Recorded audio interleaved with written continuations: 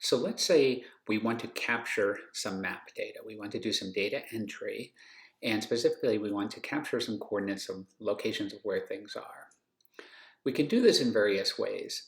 One way would be go out in the field, find what we want to capture the data for, such as this worker here, and then we could use a mobile collection device, such as the one he's working on, or even our phones.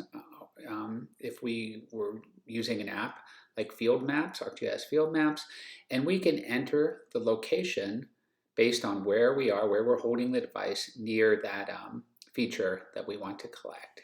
And this is typically used a lot for point features, could also be used for line features as we're walking or driving down a road, or even polygon features as we're trying to outline something. Another way that we can capture coordinates is we can take a map that already exists, like this map, this paper map shown taped to this board here, and we can digitize the lines directly off the map. In this example here, they're using a digitizing board, which is what the map is taped to, and the device that the person is holding there is called a puck.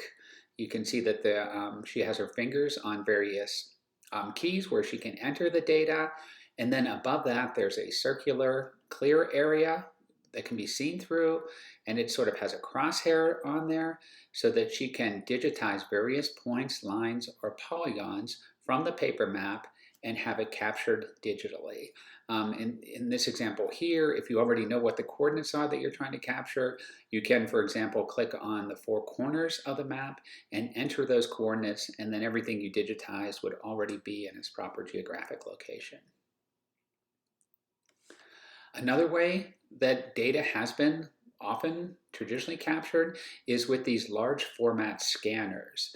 So in this process here, an entire map is scanned through. It's more accurate than taking a picture with your phone or other input device. It carefully scans the map on a flat surface and is able to, and then in this way, we're able to get the entire map as an image onto the computer so that we can then see it. Once this happens, once we scan in our large format map with our large format scanner, we could digitize from that map. This example here, of course, shows digitizing from an aerial photo as opposed to a scanned map, but the idea is the same. A user can sit there using a mouse, and clicking on the mouse can outline, in this case, where the buildings are from this aerial photograph. This is called on-screen digitizing. Historically, it's also been called heads-up digitizing because as opposed to being bent over a digitizing tablet, as was shown previously, this person is able to do it on screens which we assume the person would have their head up as they're looking at the computer screen.